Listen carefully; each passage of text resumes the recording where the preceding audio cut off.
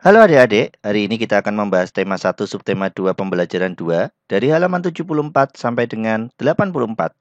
Di awal pembelajaran, kita diberi informasi bahwa ayam termasuk unggas yang bisa dimanfaatkan baik telur maupun dagingnya. Lalu, di halaman 75, kita disodorkan sebuah kasus nih, yaitu Santi yang sedang sedih karena penduduk setempat yang mengeluhkan keberadaan peternakan ayamnya. Padahal, peternakan tersebut merupakan sumber penghasilan keluarganya. Santi tidak mau peternakan ayamnya digusur. Ia akan berusaha agar penduduk mau menerima keberadaan peternakannya apapun yang terjadi. Nah, dari kasus tersebut kita diminta untuk menjawab beberapa pertanyaan. Pertanyaan pertama, apa pendapatmu tentang sikap Santi? Menurut Pak GS, sikap Santi dan keluarganya cukup beralasan karena peternakan itu dapat menghidupi keluarga dan membiayai sekolahnya. Namun, terganggunya warga sekitar dengan bau dari peternakan juga harus diperhatikan. Seharusnya Santi dan keluarganya lebih mengutamakan kepentingan orang banyak daripada kepentingan pribadi. Pertanyaan kedua, apa pendapatmu tentang sikap penduduk? Sikap penduduk tentunya wajar.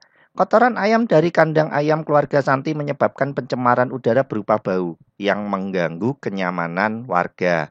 Nah, lanjut di pertanyaan ketiga, apa yang sebaiknya Santi lakukan dalam menghadapi masalahnya? Sebaiknya Santi dan orang tuanya memikirkan kembali peternakannya dengan melakukan relokasi atau pemindahan kandang. Lokasi tempat pemeliharaan diupayakan agar tidak terlalu dekat dengan bangunan rumah atau pemukiman penduduk dan memiliki sirkulasi udara yang baik serta mendapatkan pencahayaan matahari secara maksimal sehingga kondisi lokasi dapat terpelihara dalam keadaan kering. Lanjut di pertanyaan keempat, apa yang sebaiknya penduduk lakukan terhadap keberadaan peternakan ayam? Sebaiknya penduduk memusyawarahkan mengenai dampak dari peternakan milik keluarga Santi, agar Santi dan keluarganya tidak kehilangan mata pencaharian, dan masyarakat pun tidak terganggu dengan bau yang ditimbulkan dari peternakan tersebut. Nah, jika kalian punya pendapat berbeda atau tambahan, silahkan ditulis ya. Di halaman 76, kita diberikan contoh pelaksanaan sila keempat, yaitu yang pertama, tidak memaksakan keinginan. Yang kedua, bermusyawarah untuk menyelesaikan sesuatu. Yang ketiga, mengutamakan kepentingan orang banyak. Yang keempat, menjalankan keputusan yang telah disepakati bersama. Kemudian di halaman 77 kita diminta untuk mencari 3 contoh lainnya tentang pengamalan sila keempat dan penerapannya. Di sini Pak GS contohkan, pertama, melakukan musyawarah. Contohnya saat pemilihan ketua kelas. Kedua, mematuhi dan menjalankan hasil musyawarah dengan itikat baik. Contohnya, melaksanakan tugas piket sesuai jadwal yang telah disepakati sebelumnya. Ketiga, tidak memaksakan pendapat sendiri kepada orang lain. Contohnya, saat melakukan diskusi kelompok harus mendengarkan pendapat yang disampaikan oleh anggota kelompok yang lain. Di halaman 77, kita diminta untuk membuat patung dengan model sederhana. Nah, kalian diskusikan dengan gurunya ya, apakah ini ditugaskan atau tidak. Jika ditugaskan, kalian diskusikan juga mengenai bahan dan cara pembuatannya. Lalu, di halaman 78 hingga 83 kita diminta menyelesaikan soal mengenai operasi hitung campuran bilangan bulat. Kasus pertama, si Udin mengeluarkan belanjaan ibunya di mana terdapat 2 botol susu masing-masing seharga 1.500 dan 2 kardus kecil telur yang masing-masing harganya 10.000. Maka, operasi hitung yang tepat adalah yang mana?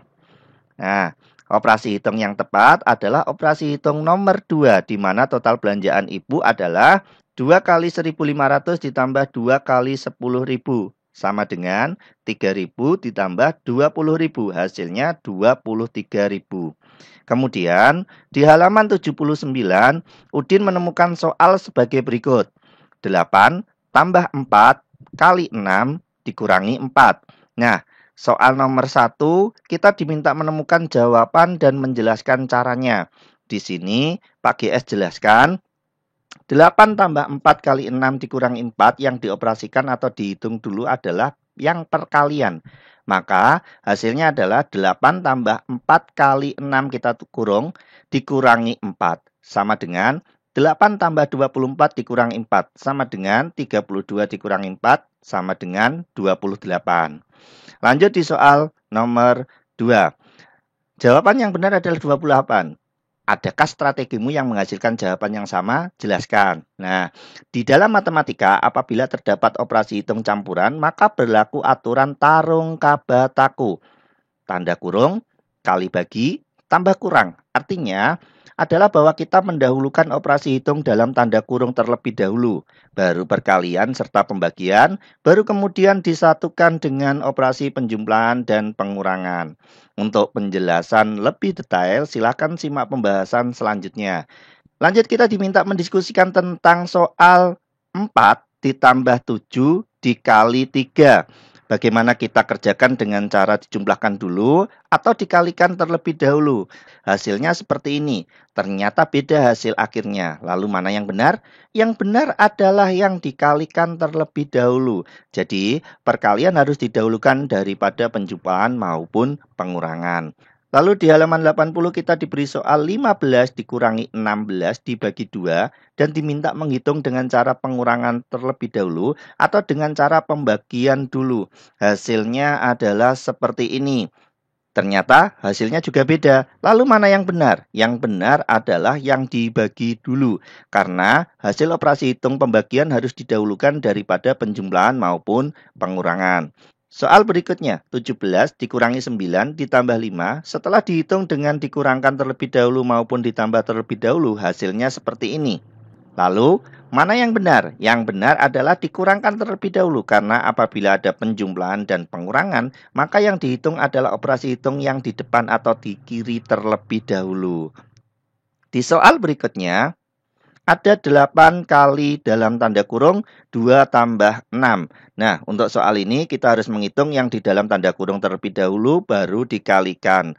Dan hasilnya adalah 64. Ingat kembali ya, tarung kabataku, tanda kurung, kali bagi, tambah kurang. Di halaman 83, kita diberi 8 soal untuk latihan. Soal nomor 1, 16 ditambah 4 dikali 2. Di soal ini, mana yang harus dihitung terlebih dahulu? Ya, benar. Dikalikan dulu, maka hasilnya adalah 16 tambah 8, hasilnya 24. Soal nomor 2, 10 dikurangi 6 dikurangi 2. Karena tidak ada tanda kurung maupun perkalian dan pembagian, maka kita langsung hitung dari depan, yaitu 10 dikurangi 6 sama dengan 4, lalu 4 dikurangi 2 hasilnya adalah 2. Soal nomor 3, 81 dibagi 9 dikurangi 6. Nah, di sini harus dibagi terlebih dahulu sebelum dikurangi. Maka 81 dibagi 9 hasilnya 9, baru dikurangi 6 hasilnya adalah 3. Nomor 4. Dalam tanda kurung 19 ditambah 2 dibagi 3. Nah, sesuai aturan tarung kabataku, maka di sini yang harus dihitung yang dikurung dulu ya. Maka hasilnya adalah 19 ditambah 2 sama dengan 21. Baru 21 dibagi 3 hasilnya adalah 7. Soal nomor 5. 25 dikurangi 12 dibagi 3.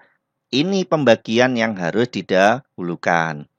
Untuk soal nomor 6, ada pengurangan dan perkalian. Kira-kira mana yang dihitung terlebih dahulu? Ya, benar. Perkalian kita hitung terlebih dahulu, yaitu 6 kali 5. Nanti hasilnya yaitu 49 dikurangi hasil dari 6 kali 5. Nomor 7, yang dihitung adalah yang dalam tanda kurung terlebih dahulu.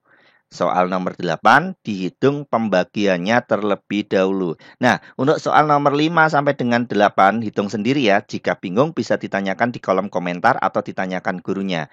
Terakhir, kita diminta memberi tanda kurung di soal 27 ditambah 19 dikurangi 10 dibagi 2 dikali 3. Hasilnya seperti ini. Nah, cukup sekian pembelajaran kali ini. Sampai jumpa lagi dengan Pak KS di pembelajaran selanjutnya.